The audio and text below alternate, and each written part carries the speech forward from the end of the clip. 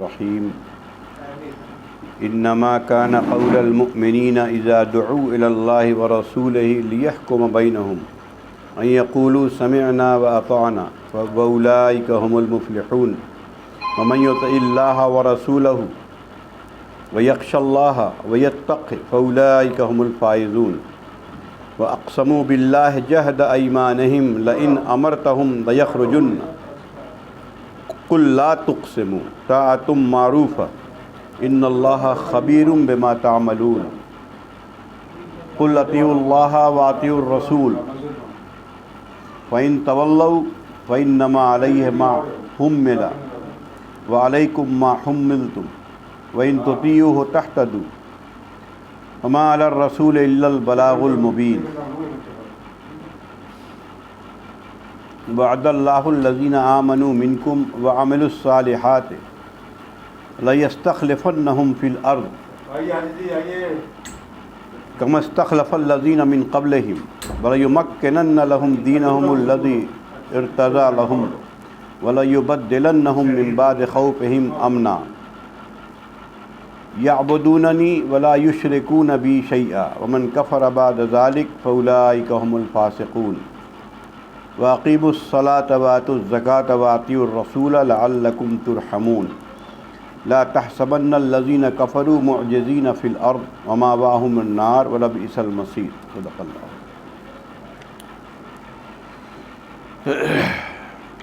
پچھلے درس میں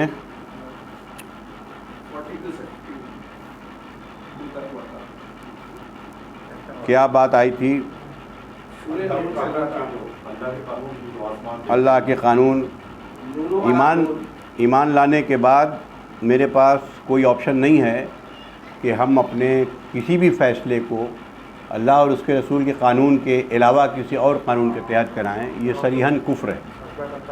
ہم نے بتایا تھا 3 آیت اس میں آئی تھی، کفر ہے، ظلم ہے اور فسق ہے۔ 3 آیت آئی تھی تینوں سورہ مائدہ کی۔ اسی سلسلے میں کچھ اور آیت ہے یہاں پر، آج یہ بات ختم ہو جائے گی۔ سورہ نور جب شروع ہوئی ہے تو اس میں مرد اور عورت کے ریلیشن، یہی اس کا بنیادی موضوع ہے، مرد اور عورت کے کیا ریلیشن رہیں گے۔ لیکن اس کے بعد بیچ میں ہم لوگوں نے پڑھا کہ یہ آیت نمبر 35 سے لے کے آج یہاں جو ختم ہوا ہے بات، یہ ٹاپک بیچ میں آ گیا ہے۔ اس کے بعد پھر وہی مرد عورت کے ریلیشن پہ ہی بات آ رہی ہے۔ وہ اس لیے بات آئی ہے کہ شروع ہی ہوئی ہے یہ صورت الزانی والزانی، ان کی سزا جو ہے 100 کوڑے ہیں لگانے کے لیے۔ تو یہ کوڑا کون لگائے گا؟ اسلامی کورٹ لگائے گی۔ اس لیے کورٹ کی بات آ گئی بیچ میں۔ یہ جو ساری باتیں آ رہی ہیں، یہ قانون کون نافذ کرے گا؟ کہیں بھی کسی بھی سویلائز سوسائٹی میں ایسا نہیں ہے کہ ہمارے ساتھ یہ ہو گیا اور ہم جا کے کر دیں، ایسا نہیں ہوتا ہے۔ اسلامی طریقہ بھی یہی ہوتا ہے کہ آپ جائیے، پہلے دیکھیے کیا ہے کیا نہیں ہے، وہ عدالت فیصلہ کرے گی کہ واقعی وہ مجرم ہے یا نہیں ہے۔ مجرم ہے تو اس کی سزا دے گی۔ تو اس کے لیے عدالت ضروری ہے، اس لیے عدالت کی بات آ گئی جو گزشتہ ہفتے بات آئی ہے۔ عدالت سے پہلے یہ بات بتا دی گئی کہ اسلام اور کفر کا ایک مثال دے دی گئی، وہ چراغ والی اور شیشے والی جو پوری تفصیل میں نے بتایا تھا، اللہ نور السماوات والارض۔ اور اس کے بعد جو اس چراغ سے روشنی حاصل نہیں کر رہے ہیں، وہ ظلمات بعضها فوق بعض، وہ تاریکی اور تاریکی میں بھٹک رہے ہیں، چاہے 50 قوانین پاس کر لیں اور برائی کی طرف ہی جا رہے ہیں، وہ اچھائی کی طرف نہیں جا سکتے۔ قانون چونکہ مقنن یا قانون بنانے والا صرف اللہ ہے، اس کے علاوہ نہ کسی کو حق ہے نہ بنا سکتا ہے۔ میں نے بار بار کہا ہے کہ قانون بنانے کے لیے پاسٹ، پریزنٹ، فیوچر تینوں جاننا ہوگا۔ فیوچر تو ہمیں ہوا بھی نہیں لگے گی، پاسٹ تاریخ پڑھ لیجیے تو بہت ایک دھندلی سی چیزیں سامنے آ جائیں گی، کوئی کلیئر بات آئے گی نہیں۔ پریزنٹ کو بھی ہم ٹھیک سے نہیں جانتے ہیں، تو اس لیے انسان کو اپنی قانون میں امینڈمنٹ کرنا پڑتا ہے۔ وقت بدلا، قانون وہی بنائے گا جو یہ سب جانتا ہے، اور وہ صرف اللہ تعالیٰ کی ذات ہے جو قانون بنائے گی۔ اس لیے اللہ کہتا ہے کہ جو ایمان لائے ہیں، جو لوگ اللہ پر اور اس کے رسول پر، ان کے لیے کوئی آپشن نہیں بچتا کہ وہ کسی اور قانون کے پاس لے جائیں اپنے فیصلے کے لیے۔ یہ صریحاً کفر ہے۔ اب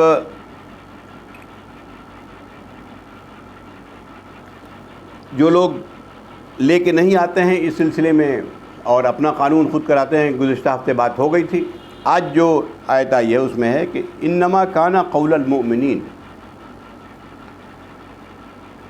مومن کا کام تو یہ ہوتا ہے اذا دعوا الی اللہ ورسولہ، جب ان کو بلایا جاتا ہے اللہ اس کے رسول کی طرف، لیحکم بینہم، تاکہ فیصلہ کر دے اللہ اس کے رسول ان کے کسی بھی معاملے میں، زندگی کے کوئی ڈسپیوٹ، کوئی تنازع ہوا، ان یقولوا سمعنا واطعنا، وہ یہ کہتے ہیں کہ ٹھیک ہے ہم نے سنا اور اس کی اطاعت کیا، ہمیں میرے پاس اس کے علاوہ کوئی راستہ نہیں ہے. فاولئک هم المفلحون، تو یہی لوگ ہیں جو فلاح پائیں گے. یہاں فلاح سے مراد یہ ہوا کہ جو دنیا میں کامیاب رہیں گے، جو اس قانون پہ چلیں گے، وہ ان خبائث سے دوچار نہیں ہوں گے جو یہاں کی قانون لے کے آ رہی ہیں. میں بار بار بول چکا ہوں، یہاں کا قانون لوگ دیکھ ہی رہے کیسے کیسے قوانین بنتے ہیں، خصوصاً مرد اور عورت کے، کہ ہر طرح کے فحاشی اور عریانیت اور برائی، جتنی زنا، ان سب کو عام کر دیا گیا، سب جائز. تو جن حالات کو پہنچ رہے ہیں دنیا جان رہی ہے. تو یہی لوگ ہیں جو فلاح پانے والے ہیں، ورنہ سب برباد ہو جائیں گے. یہ کہ اللہ کا ایک وقت مقرر ہے اور وہ بھی اس کی رحمت. اللہ نے کہا میری رحمت ہے کہ لوٹ آؤ لوٹ آؤ، لوٹ آنے کے لیے ایک وقت دیا ہے ہم نے، لیکن لأجل مسمى، قرآن کہتا ہے ایک مقررہ وقت ہے اس کا. وَإِذَا جَاءَ أَجَلُهُمْ، اور جب ان کی اجل آ جاتی ہے پھر لا يستأخرون ساعة ولا يستقدمون، تو ایک لمحے کے لیے نہ تقدیم ہوگی نہ تاخیر، معاملہ ختم ہو جاتا ہے. قرآن میں بہت جگہ قوم نوح، قوم عاد، قوم ثمود، فرعون، ان سب کا ذکر کیا گیا کہ اللہ نے دیا ان کو اور اس کے بعد ملیا بیٹ کر دیا، معاملہ ختم ہو گیا. وَمَن يُطِعِ اللَّهَ وَرَسُولَهُ، تو جو اللہ اور اس کے رسول کی اطاعت کرے، وَيَخْشَ اللَّهَ، اور ڈرے، اللہ کی خشیت اس کے دل میں ہو، منے کسی مجبوری کے تحت، چاہے حالات کی مجبوری ہو، چاہے حکومت کی مجبوری ہو، چاہے ایک سماجی دباؤ ہو، جو بھی ہو، یہ ہونا چاہیے بالکل دل سے کہ نہیں تو اللہ کا حکم ہے، اللہ ہمیں کرنا یہی ہے، کوئی دباؤ ڈالے نہ ڈالے ہمیں اس سے فرق نہیں پڑتا. وَيَتَّقِ، اور اس کا تقوی اختیار کرے، ہر وقت ڈرتا رہے. ہم نے بتایا تھا کہ تقوی میں دو بات ہوتی ہے، ایک تو خوف اور ایک بچنا، دونوں معنی میں آتا ہے. اللہ کے خوف سے، اللہ کی نافرمانی سے بچنا تقوی کہلاتا ہے. یہ لوگ ہیں جنہوں نے اطاعت کیا اللہ کا خوف کرتے ہوئے، اللہ کا تقوی اختیار کرتے ہوئے. فَأُولَئِكَ هُمُ الْفَائِزُونَ، کہ یہاں فائزون کا لفظ، یہ لوگ ہیں جو کامیاب ہیں. کہنے کو تو اس میں بہت سی باتیں ہیں، لیکن اس لیے کہ کیسی کامیابی ہے یہ کامیابی اگر دیکھنا ہے تو پھر خلفائے راشدین کے زمانے میں جب یہ سارے قوانین لاگو رہے تو دیکھ لیجئے کیا چیز تھی وہاں. ان کا سماج، ان کی سوسائٹی، ان کے یہاں مرد عورت کے ریلیشنز، یہ ساری چیزیں اتنی کم درجے پہنچ گئی تھی کہ وہ نگلیجبل لیول تک پہنچ گئے. جیسے جیسے یہ اللہ کا خوف ختم ہوتا گیا، چاہے وہ لوگ مسلمان ہی رہے بعد میں، اور اس کے بعد جو دور بنو امیہ کا اور عباسیہ کا جو دور شروع ہوا، اور پھر جس طرح کی عریانیت، فحاشی اور جو چیزیں چلی ہیں، تو چونکہ حالانکہ قانون اسلامی لاگو تھا، یاد رکھیں، لیکن نہ خشیت رہی نہ تقوی رہا. وہ قانون جیسے ہوتا ہے عوام کے لیے قانون ہے، بادشاہ کے لیے، بڑے لوگوں کے لیے ان کا کوئی قانون نہیں ہوتا، وہ بھی وہاں اس وقت بھی لاگو تھا. اسلامی تاریخ جو لوگوں نے پڑھی ہے وہ جانتے ہیں اس کو اچھی طرح. یہ لوگ وہ ہوتے ہیں جو ایمان تو لاتے ہیں اور کہتے ہیں نہیں دین کے لیے تو ہم جان دے دیں گے.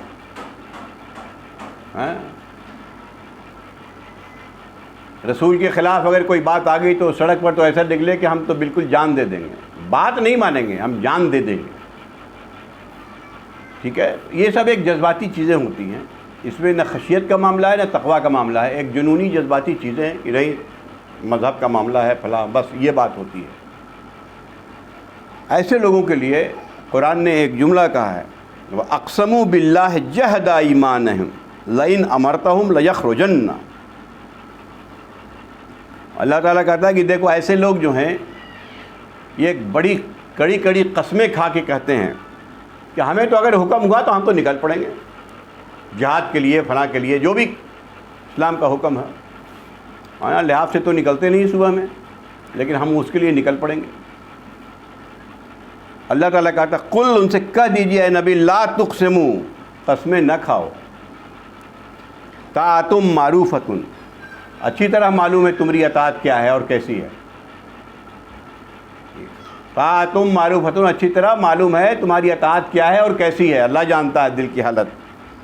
ان اللہ خبیر بما تعملون، جو تمہارے اعمال ہیں اللہ اس سے باخبر ہے، سب خبر ہے جو تم کر رہے ہو ایمان لانے کے بعد، لوگوں کو دکھانے کے لیے کہ ہم تو بڑے ایمان والے ہیں، ہم فلاں یہ وہ تمام، لیکن جو اصلی چیز ہے کہ اللہ کا تقوی اختیار کرتے ہوئے، اللہ کی خشیت کے ساتھ، آخرت کے خوف کے ساتھ، بھائی ہمیں اللہ کے سامنے حاضر ہونا ہے، اس دل کے ساتھ رجوع کرنا، یہ ان لوگوں کا کام ہے جن کے دل میں خشیت ہے، واقعی ڈرتے ہیں، ایمان ہے وہ، ورنہ یہ جذباتی چیزیں تو بہت دنیا میں دیکھنے میں آتی ہیں۔ تو یہ آیت بڑی عجیب ہے کہ وہ بڑی کڑی کڑی قسمیں کھا کے یہ کہتے ہیں کہ ہمیں بس حکم کی ضرورت ہے، حکم دے دیجئے، دیکھیے ہم تو نکل پڑیں گے۔ حالانکہ ایک گروپ کے بارے میں ہے قرآن میں یہ باتیں، لیکن قرآن کے ہمیشہ یہ جب قانون بیان کرتا ہے تو قانون عام ہوتا ہے، خالی اس مقصد کے لیے نہیں ہوتا ہے، سوائے اس کے کہ کہیں خصوصی طور پر وہ حدود اس کے متعین کیے جائیں کہ نہیں اس کے معنی کے حدود ہیں، یہ ایک تفسیری پیچیدگی ہے، یہ الگ چیز ہے، تفسیری ضابطہ ہوتا ہے، وہ بہت کم جگہ ہے۔ عام طور پر قرآن جو ہے عام معنی میں استعمال کرتا ہے، آپ اس کو استعمال کیجیے۔ وَأَقْسَمُوا بِاللَّهِ جَهْدَ أَيْمَانِهِمْ لَئِنْ أَمَرْتَهُمْ، اگر آپ نے ہمیں حکم دے دیا ان کو، لَيَخْرُجَنَّ، تو وہ نکل پڑیں گے۔ تو اللہ نے کہا کہ زیادہ قسم مت کھاؤ، تمہاری اطاعت کا حال معلوم ہے اچھی طرح، طاعتم معروفتن، اطاعت کا حال معلوم ہے، ان اللہ خبیر بما تعملون، جو عمل تم کرتے ہو اللہ کو اس کی خبر۔ یہ بالکل واضح طور پر یہ بتا دیا کہ اللہ کو ان اعمال کی ضرورت ہے جو اللہ کی خشیت کے لیے سے ہو، اس لیے ہو کہ آخرت کا خوف ہو، کل کو ہم پکڑے جائیں گے اللہ کے آگے اور ہمیں اللہ کے آگے جھکنا، یہی ایک قانون ہے، کوئی دوسرا قانون نہیں ہے۔ جیسے ہم لوگ یہاں رہتے ہیں تو غیر مسلم قانون ہمارے اوپر لاگو ہے، لیکن ہم اطاعت تو نہیں کرتے، ہم مجبور ہیں۔ ویسے ہی کوئی اسلامی حکومت کے اندر اس طریقے سے کرتا ہو تو سمجھ لیجئے وہ اطاعت تو کر رہا ہے، لیکن وہ نہ اس میں خشیت ہے نہ تقویٰ ہے، مجبور ہے وہ کرنے پر۔ یہ ہے چیز۔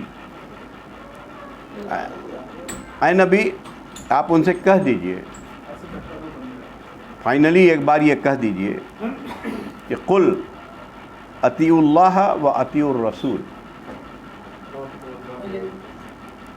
اللہ کی اطاعت کرو اور رسول کی اطاعت کرو۔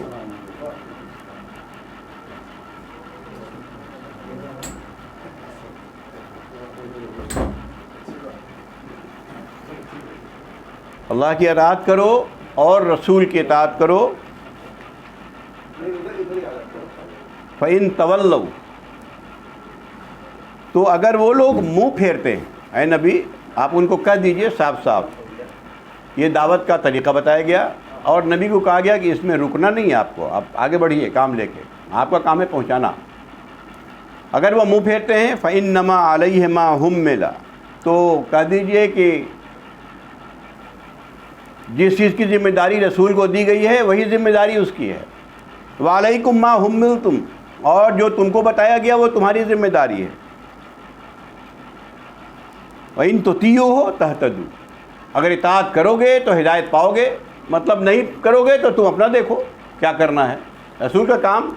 وَمَا عَلَى الرَّسُولِ إِلَّا الْبَلَاغُ الْمُبِينُ، اور رسول کی ذمہ داری سوائے اس کے کہ صاف صاف واضح طور پر بات پہنچا دے، اس کے علاوہ کوئی ذمہ داری نہیں۔ رسول کو یہ ذمہ داری دی گئی ہے کہ لوگوں تک بات کو پہنچا دی۔ یاد ہوگا آپ کو کہ حجۃ الوداع کے موقع پہ خطبے میں جب آپ نے خطبہ کیا تو آپ دینے کے بعد حضور صلی اللہ علیہ وسلم نے فرمایا کہ لوگوں کیا ہم نے پیغام پہنچا دیا؟ کہا کہ ہاں، 3 بار پوچھا۔ پھر آپ نے کہا اللہم اشہد، 3 بار، اللہ تو گواہ رہنا، میں نے پیغام پہنچا دیا۔ تو رسول کی ذمہ داری جو ہوتی ہے پیغام پہنچانے کی ہوتی ہے۔ رسول کے بعد جو بھی دعوت کا کام کرتے ہیں، جو ہر مسلمان پر ضروری ہے کہ وہ دعوت کا کام کرے، تو ان کا بھی کام یہی ہے۔ میرا کام ہے کہ جو یہ اللہ کا پیغام ان لوگوں تک جن تک یہ پیغام نہیں پہنچا ہے، یہ پہنچانا ضروری ہے۔ اس کے لیے ہم اللہ کے آگے جواب دہ ہوں گے۔ اللہ کل کو پوچھے گا کہ تمہارے پاس اللہ کی کتاب تھی، تم نے ان کو بتایا؟ چونکہ وہ بھی اللہ کا بندہ ہے، اس کو سمجھانا بتانا میری ذمہ داری ہے، ماننا نہ ماننا اس کا معاملہ ہے۔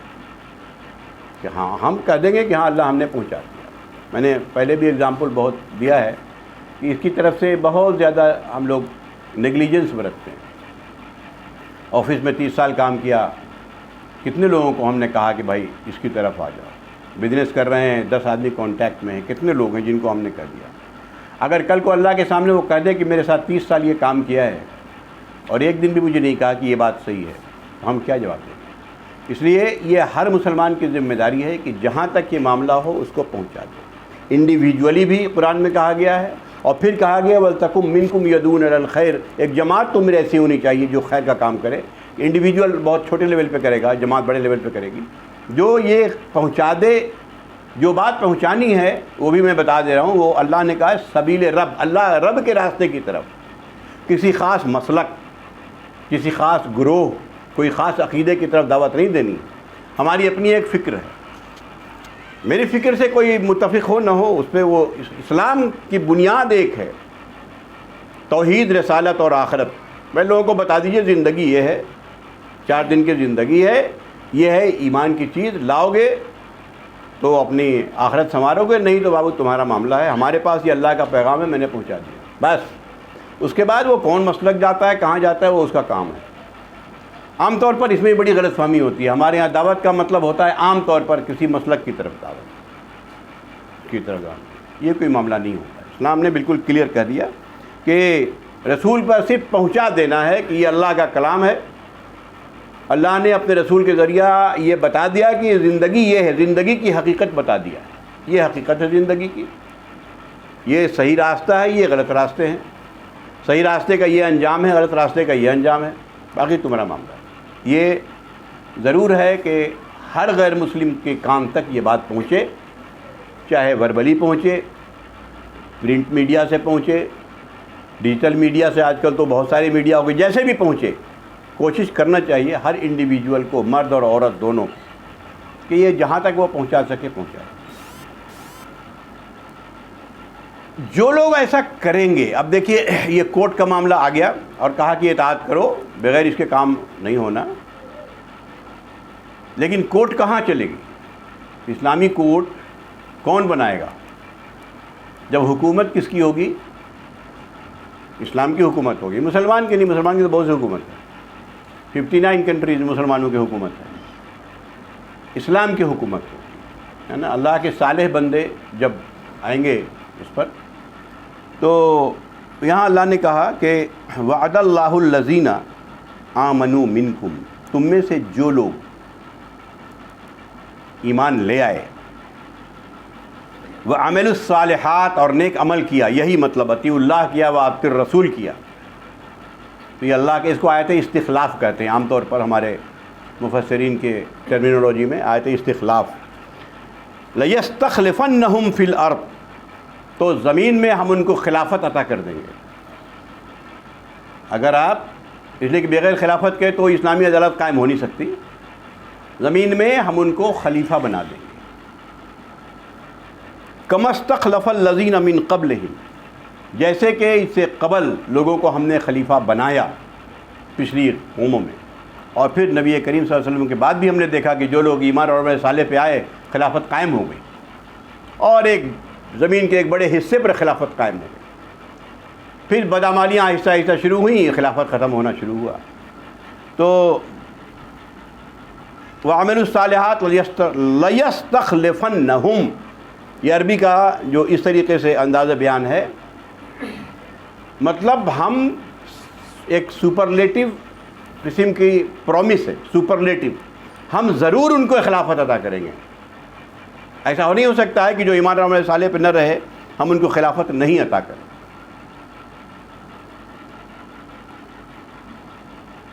ایک اور چیز یہاں جان لیجئے کہ خلافت ایک تو پورا ساری انسانیت ہی، انسانی اللہ کا خلیفہ ہے.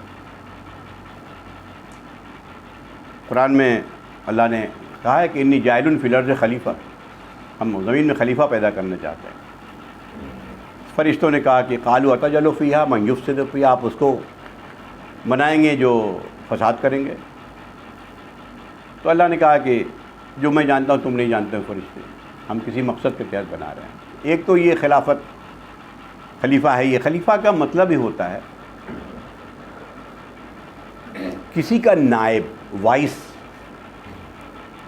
جو اس کے حکم کو نافذ کرے. تو انسان اس معاملے میں اللہ کا خلیفہ ہے، اللہ کے حکم کو. اب اس میں یہ ایک عام معنی ہے. دوسرا معنی یہ ہے کہ جو یہاں معنی ہے کہ ان کو ہم خلافت عطا کریں گے تاکہ وہ اللہ کے شرعی قانون کو، ایک طبعی قانون ہے وہ تو خلیفہ ہے ہی، ہم تو مان ہی رہا ہے، وہ تو غیر مسلم بھی مانے گا، نہیں ماننے کا سوال ہی نہیں، وہ تو مان ہی رہا ہے. بھئی کھا رہا ہے پی رہا ہے یہ سب اللہ کا قانون ہی ہے، بنا کھائے رہ نہیں سکتا، جو بھی ہے قانون وہ تو مان رہا ہے، طبعی قانون. لیکن شرعی قانون کے لیے استخلاف چاہیے، خلافت جس کو حکومت کہتے ہیں وہ قائم ہوگی.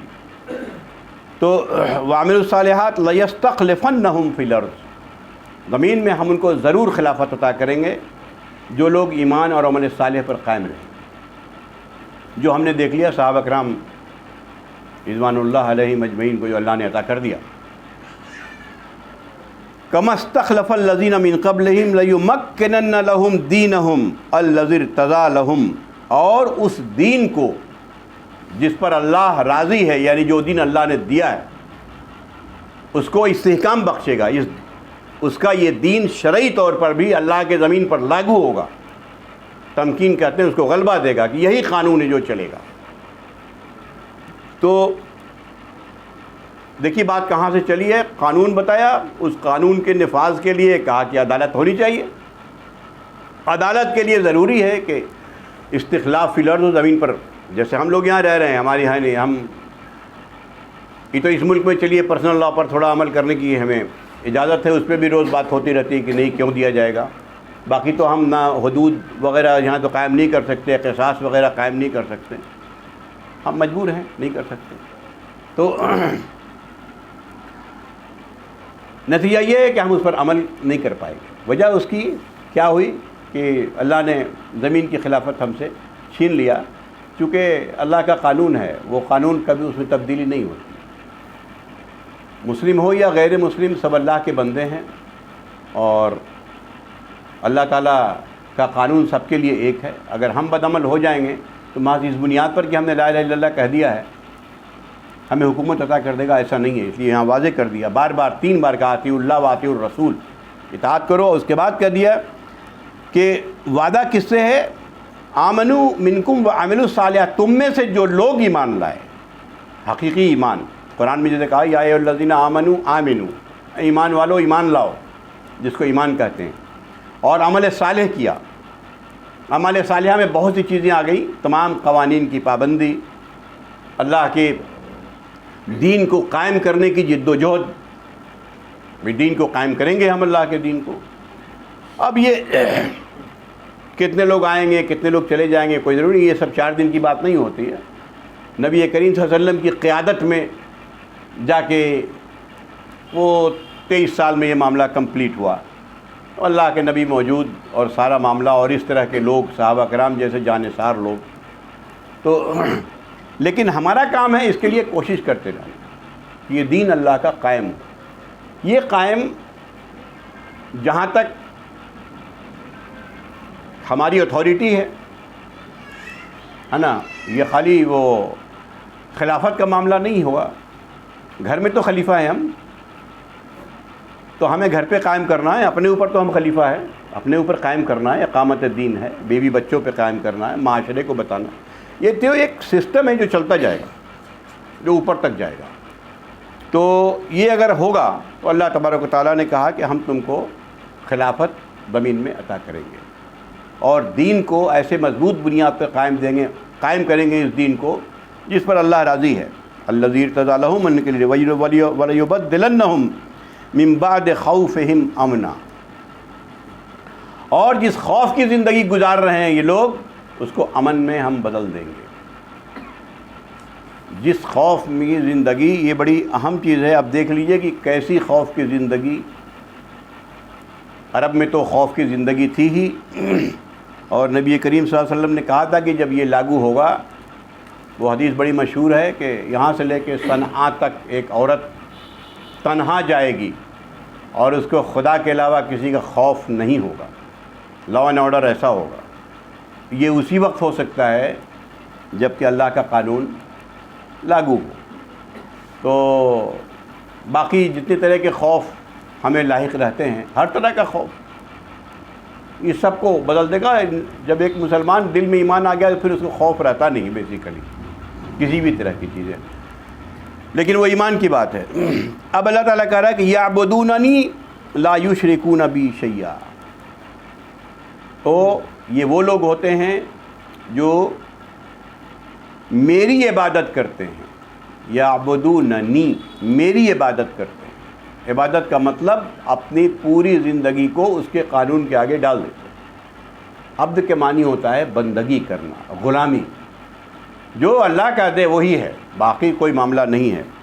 لا یشرکون بی شیئا، اور میرے ساتھ کسی کو وہ شریک نہیں کرتے. یہ شرکت جس کو عام طور پر ہم سمجھتے ہیں کہ وہ کسی مورتی کو پوج لینا شرک ہے، وہ تو شرک جلی ہے ہی ہے. لیکن یہ سب شرک ہے کہ اللہ کے قانون کے ساتھ کسی اور قانون کو مکس اپ کر دیا، شریک کر دیا. آپ قانونی نہیں ہو سکتا وہ. تو اللہ تعالیٰ یہ کہہ رہا ہے کہ وہ خالص میری عبادت کریں، اور ہمارے ذات میں، صفات میں، قوانین میں، ہمارے تمام طبعی میں تو خیر نہیں کر سکتے، شرعی قوانین میں کسی طرح کی کوئی شرکت کسی قانون کی نہ ہو.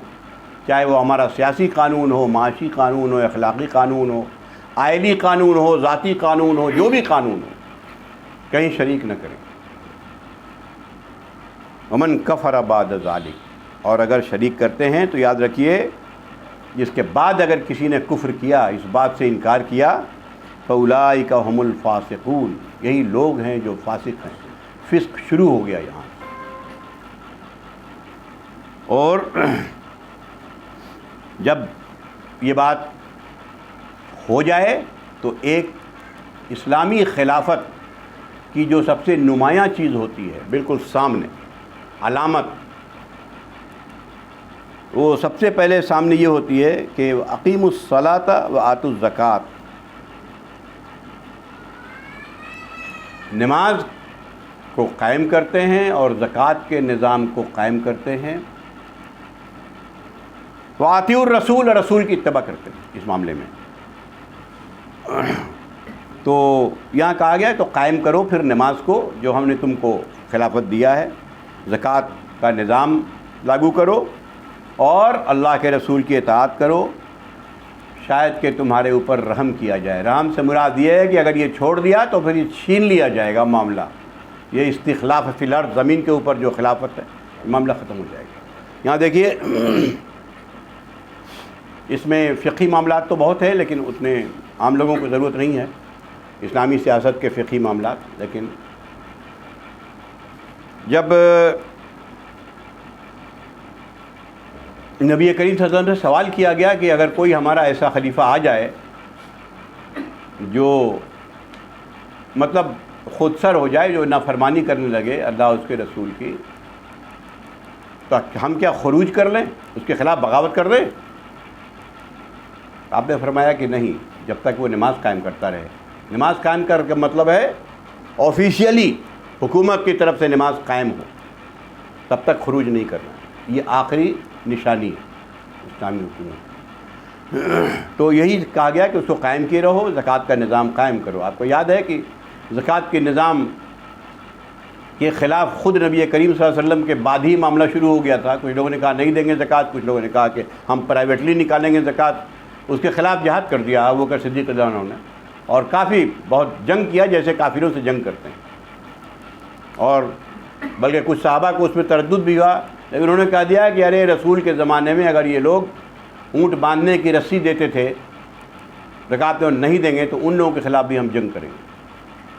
تو صحابہ کرام پھر سب چپ ہو گئے، انہوں نے کہا کہ حضرت عمر بن خطاب آگے آ گئے، تو انہوں نے کہا کہ لگتا ہے کہ اللہ نے ان کا دل اس معاملے پر کھول دیا ہے، اس لیے ہم ساتھ دیں گے، اور دیا۔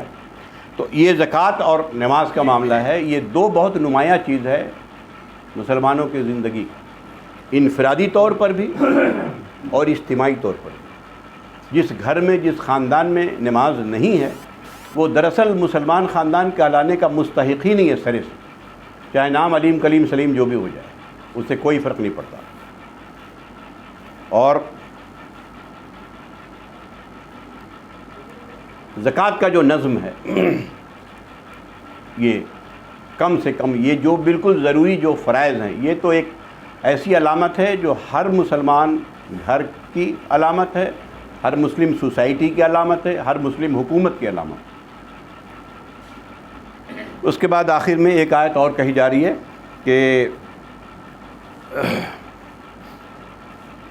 لا تحسبن الذین کفروا معجزین فی الارض،